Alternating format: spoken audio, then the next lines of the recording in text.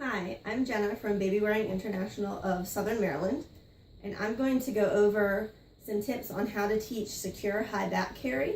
It's one of my favorite carries with my 3-year-old, and it's also a great first carry in addition to rock to teach because it secures pretty early with a knot on your chest. I'm going to go over how to make the knot more comfortable and smaller, how to make sure that baby stays nice and high, how to spread the passes over your back, and how to modify if you are pregnant and don't want anything on your waist, or if you just prefer not to tie off on your waist, which some members will prefer. This is a base size carry, so I'm using a size 5, which is my base size, and I'm going to be using a demo doll today. So, to start out, you are going to find the center of your wrap. And then, of course, you can get baby onto your back however you prefer. I'm going to do a Superman toss. And when I Superman toss, I actually do it with baby facing forward, so that I don't have to cross my hands and figure out which hand should be on top. Obviously not with your baby hanging in the air if they're a real baby. So I'm going to toss baby on my back. Go ahead and pull my rails around front. Keep my hand on baby's butt.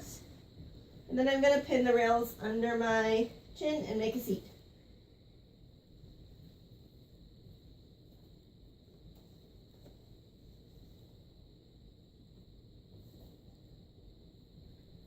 Okay, so I have a seat.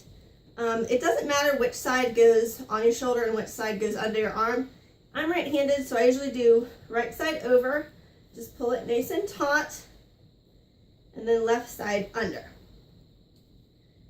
And at this point, what I find most people want to do when they tie the knot off is take this bottom piece across and then tie a knot this way. And you end up with this, if you were to take this side over and this side under. And it's just a really long knot, and that can get uncomfortable because it's pretty bulky. So I'm going to untie. And in order to get a smaller knot, you actually take the side that's over your shoulder and put that over the other piece. So over your shoulder, over the other piece, and then you just reach through, pull that up that way, and tie your knot off. Still a knot, still secure, but as you can see, it ends up with a smaller knot here. It's actually more reminiscent of Christina's Reckless, but easier to me than the usual Christina's Reckless method because you actually tie a knot. One problem a lot of people have is that baby ends up too low at this point, and that's just because they started with the seat too low. So they're at this point, they've tied the knot and baby's way too low, then I just ask them to boost baby up, lean over, and then tighten that knot up until they feel like they're in a comfortable position where baby can see over their shoulder. So I've got my knot secure, and now I'm going to do my back passes. So to do that, I'm going to fan over my arm, and then this side back here, I'm going to reach around back and pull that sort of out and across baby, and then strand by strand tighten that. And usually I'll go ahead and pop this up on my shoulder too. So I've got this nice and tight. I'm going to put it under baby's leg and pin it between my legs.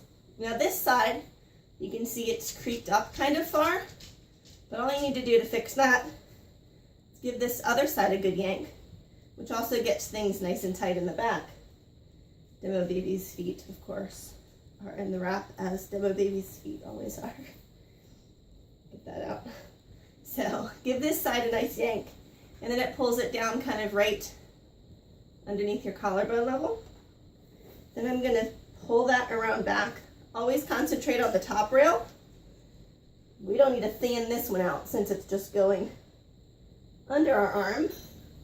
And now I'm going to grab that top rail, pull it across nice and tight, strand by strand tighten, and under baby's leg.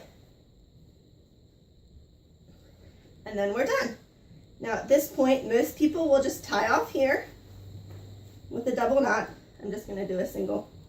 But another option, if you're, again, pregnant or don't like anything tied around your waist, is to do a knotless finish.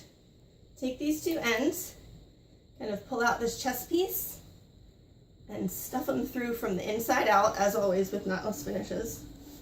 So I've got one side, and same thing with the other side.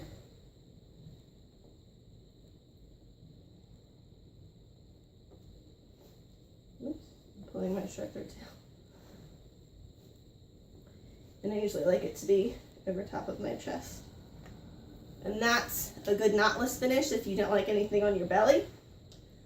Another option with this carry is to make it spread over your chest. So I'm going to kind of rewind. If it's spread over your chest, some people will refer to it as Christina's ruckless.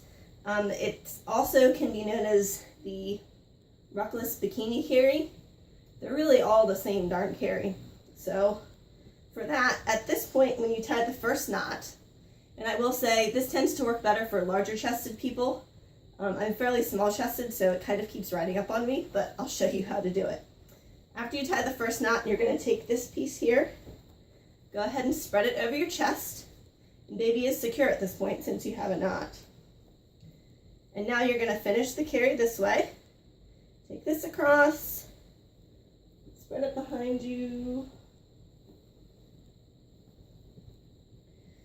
Tighten the strand by strand, under baby's knee, or leg rather. Oops. And then this side, when you go underneath your arm, just go ahead and spread that across your chest too. So I'll kind of bring it behind, spread a little bit, and then finish pulling it behind me. And go under baby's leg.